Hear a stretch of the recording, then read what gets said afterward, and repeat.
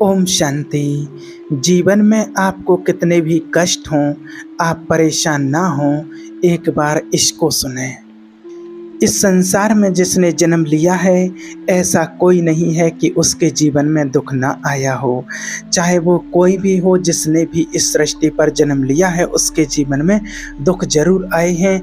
जो भगवान के रूप में भी जिन्होंने जन्म लिया है, जिन्होंने इस सृष्टि पर अपना पग रखा है, तो उसको दुख के सामना जरूर करना पड़ा है। आज देखिए, श्री रामचंद्र जी, श्री कृष्ण जी जिनका जन्म हुआ है, वो तो एक भगवान के रूप में अवतरित हुए, उनका जन्म हुआ और उनको भी कितने कष्ट इस जीवन में उनको भोगने पड़े।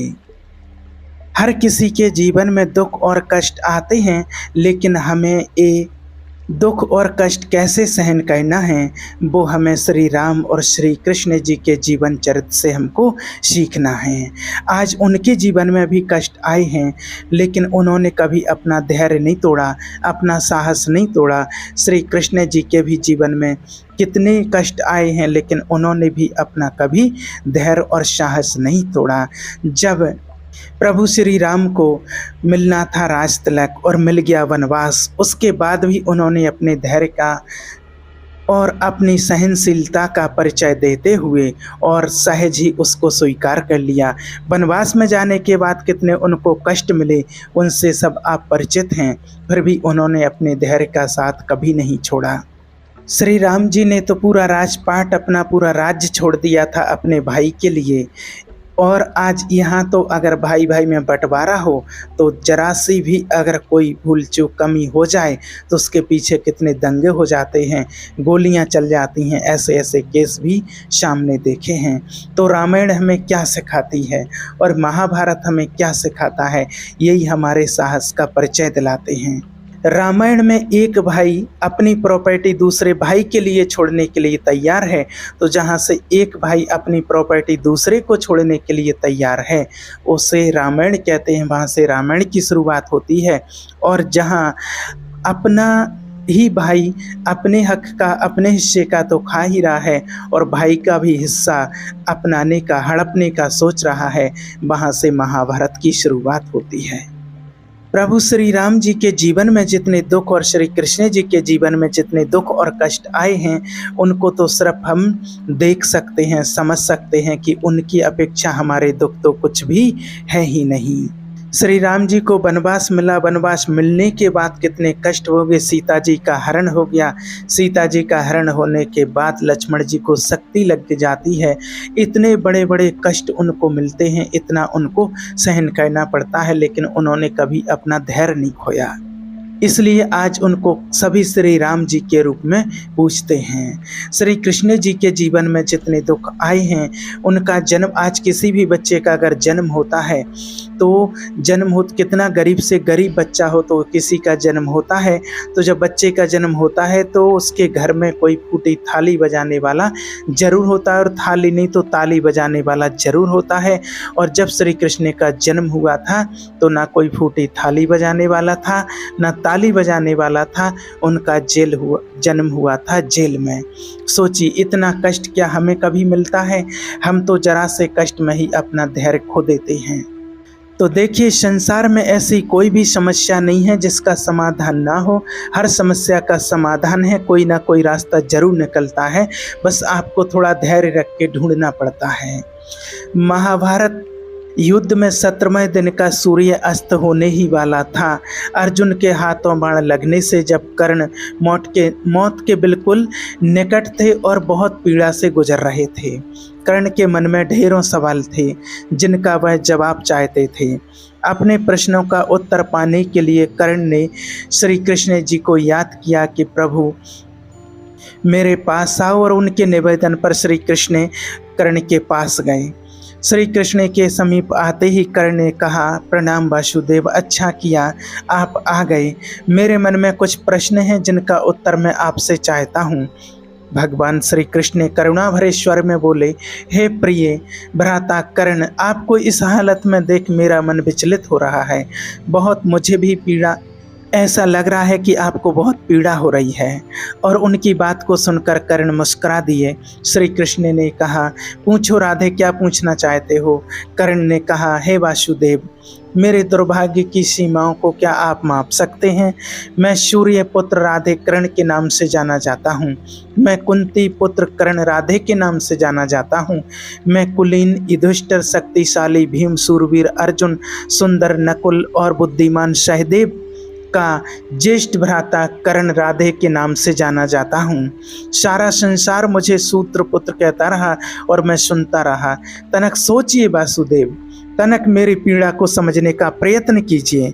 श्री कृष्ण और पास में जाते हैं कर्ण के और कहते हैं, हे राधे, आज जो भी बोलना है जी भर के बोलिए। कर्ण बोले, हे माधव, जन्म देते ही मुझे मेरी माँ ने त्याग दिया, क्योंकि मैं माता के विवाह से पूर्व जन्मा था। परंतु एक अवैध पुत्र के रूप में जन्म लेने में मेरा क्या अपराध था? गुरु द्रोणाचार्य ने मुझे शिक्षा देने से मना कर दिया, क्योंकि मैं एक शूद्र पुत्र था। क्षत्रिय होते हुए भी मैं क्षत्रिय नहीं था। जीवन भर मैं इस बोझ को ढोता रहा, परंतु इसमें मेरा क्या अपराध था? भगवान परशुराम ने मुझे उपहार स्वरूप मुझे शिक्षा तो दी, परंतु अभिशाप स्वरूप श्राप भी दिया। जिस वक्त मुझे इस विद्या की सबसे अधिक आवश्यकता होगी, उस वक्त मैं उस विद्या को भूल जाऊंगा। अब बोलो केशव, इसमें मेरा क्या दोष था? एक बार जब मैं अपने शब्द भेदी बाण की विद्या का अभ्यास कर रहा था, तब मेरा तीर गलती से एक बछड़े को लग गया और बछड़े की मृत्यु हो गई, जो बस एक दुर्घटना मात्र थी। मेरे बार बार माफ़ी मांगने पर भी बछड़े के स्वामी ने मुझे श्राप दिया कि असहाय अवस्था में ही मेरी भी मृत्यु होगी, जबकि इस दुर्घटना में भी मेरा कोई दोष नहीं था, परंतु फिर भी मुझे इस श्राप का कष्ट भोगना पड़ा।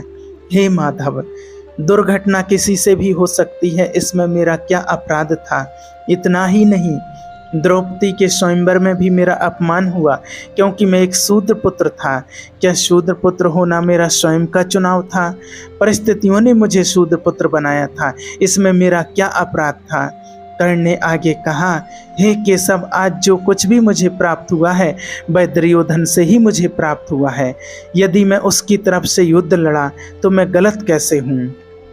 तब कर्ण के इन सारे प्रश्नों को सुनने के बाद श्री कृष्ण जी बोले, हे भ्राता कुंती पुत्र कर्ण, आप इतना भी दुखी मत हो। अब कुछ मेरी भी कहानी सुनो। मेरा जन्म कारागार में हुआ। जन्म से पूर्व मामा कंस के रूप में मृत्यु मेरी प्रतीक्षा कर रही थी।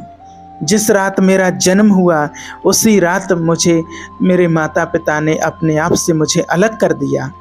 हे कर्ण, तुम्हारा बचपन घोड़े, धनुष और बाणों के बीच में उनकी ध्वनि सुनते हुए बीता, परंतु मुझे ग्वाले की गौशाला मिली, गोबर मिला और खड़ा होकर चल भी नहीं सका कि उसके पहले ही मुझे प्राणघातक हमले झेलने पड़े। कोई सेना नहीं, कोई शिक्षा नहीं, कोई गुरु नहीं, लोगों से सिर्फ ताने ही मिले कि गोकुल में इन प्राणघातक हमलों का मूल कारण मैं हूँ।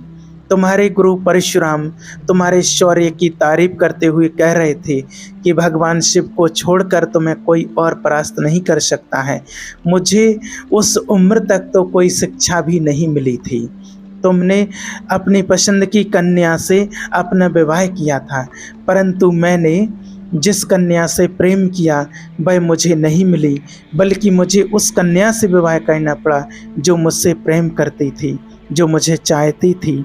जरासंध से बचने के लिए मैंने अपने पूरे समाज को यमुना के किनारे से हटाकर दूर समुद्र के किनारे बसाना पड़ा। इसके लिए मुझे रणभूमि छोड़कर जाना पड़ा और रणभूमि से पलायन करने पर मुझे कायर और रणछोर कहा गया। जरा विचार करो हे राधे, अगर दुर्योधन युद्ध जीतता है तो तुम्हें बड़ा श्रेय मिलेगा, अगर धर्मराज युधिष्ठिर युद्ध जीतते हैं तो मुझे क्या मिलेगा? मुझे केवल युद्ध और युद्ध से निर्मित समस्याओं के लिए दोष दिया जाएगा। सब यही कहेंगे कि इस देव की पुत्र ने महाभारत करवाया है। हे राधे, जीवन में हर किसी को जीवन में चुनौतियां आती हैं, जिंदगी किसी के साथ न्याय नहीं करती है। अगर दुर्योधन ने अन्याय का सामना किया है तो युधिष्ठिर ने भी अन्याय को भोगा है। श्री कृष्ण जी आगे कहते हैं कि हे राधे, इस पूरी सृष्टि पर कोई भी ऐसा नहीं है जिसे ऐसा ना लगा हो कि उसकी समस्या सामने वालों की समस्या से छोटी है। हर किसी को ऐसा ही लगता है कि उसकी समस्या की पोटली सामने वालों की पोटली से बड़ी है, परंतु यह सब सत्य नहीं होता है। हर किसी की समस्या अपने अपने स्थान पर बड़ी ही होती है, लेकिन इसका मतलब यह नहीं है कि तुम गलत मार्ग पर चलकर समस्याओं का समाधान ढूंढने लगो, क्योंकि हमारी प्रकृति किसी को भी अधर्म के मार्ग पर चलने की अनुमति नहीं देती है। और अगर कोई अपनी समस्याओं का समाधान पाने के लिए अधर्म के मार्ग पर चलेगा तो उसका हर्ष तुम्हारे जैसा ही होगा। कर्ण अपने जीवन से बहुत दुखी था। उसे लगता था कि उसका जीवन बेहद ही अधिक कष्टों में बीता है, परंतु जब श्री कृष्ण जी ने अपने जीवन की तुलना कर्ण के जीवन से की, तब कर्ण को समझ आया कि कृष्ण की समस्याओं के सामने उसकी समस्या कुछ भी नहीं है। अंत समय में कर्ण श्री कृष्ण जी का ज्ञान सुनकर के बेहद तृप्त महसूस कर रहा था और शांत मन से कर्ण ने अपने प्राणों को त्याग दिया। जब महाभारत युद्ध की शुरुआत हुई तो कौरवों की ओर से युद्ध में पितामह भीष्म लड़ रहे थे और पांडवों का साथ देवकीनंदन श्री कृष्ण दे रहे थे। सभी को पता है बहुत भयंकर युद्ध चल रहा था। कौरवों की सेना में हाहाकार मच जाता जब अर्जुन का बाण चलता था। रोज शाम को जब युद्ध समाप्त होता था तो सब अपने अपने शिविर में लौट आते थे। पितामह भीष्म भी अपने शिविर में पहुंचते थे और जब भी वे वहां पहुंचते थे वहां दुर्योधन उन पर आरोप लगाने के लिए तैयार रहता था। दुर्योधन उनसे कहता था, पितामह, मुझे लगता है कि आप पूरी ताकत के साथ युद्ध ही नहीं कर रहे हैं। ऐसा लगता है कि आप हमारी तरफ से नहीं बल्कि उन पांडवों की तरफ से युद्ध कर रहे हैं। आप पांडवों का वध क्यों नहीं कर रहे हैं? रोज शाम को दुर्योधन यही पितामह पर आरोप लगाता था। एक दिन पितामह भीष्म युद्ध के बाद जब अपने शिविर में पहुंचे तो दुर्योधन ने आते ही उन पर आरोप लगाना शुरू कर दिया। पितामह भीष्म भी अब तंग आ चुके थे और उन्होंने गुस्से में प्रतिज्ञा ले ली, मैं गंगा पुत्र भीष्म कल युद्ध भूमि में उतरूंगा और पांडवों का वध करूंगा, इस धरती को निष्पाप कर दूंगा। जैसे ही भीष्म पितामह ने ये प्रतिज्ञा ली, दुर्योधन खुश होने लगा और अपने भाइयों को बताने लगा कि कल युद्ध समाप्त हो जाएगा। कल तो पितामह पांडवों का वध कर देंगे तो कोई भी नहीं बचेगा, हमारे दुश्मन नहीं बचेंगे। जब यही बात पांडवों के शिविर में पहुंची, पांडवों की पत्नी द्रौपदी को यह बात पता चली तो उसे अनर्थ होने की आशंका हुई। द्रौपदी भगवान श्री कृष्ण के पास पहुंची और बोली, सखा हमें बचाइए, मेरे पतियों पर संकट आ गया है। पितामह भीष्म ने प्रतिज्ञा ले ली है कि वो पांडवों का वध करेंगे, इस समस्या का समाधान कीजिए। हे गोविंद, आपकी ही वजह से सारा युद्ध हो रहा है। श्री कृष्ण जी ने द्रौपदी को समझाया कि यह युद्ध मेरी वजह से नहीं, यह युद्ध हो रहा है हर किसी के अपने कर्म की वजह से। और रही बात समस्या के समाधान की, तो समस्या का समाधान जरूर मिलेगा। हर समस्या का समाधान मिलता है, बस उसको धैर्य रख करके हमें विचार करना चाहिए।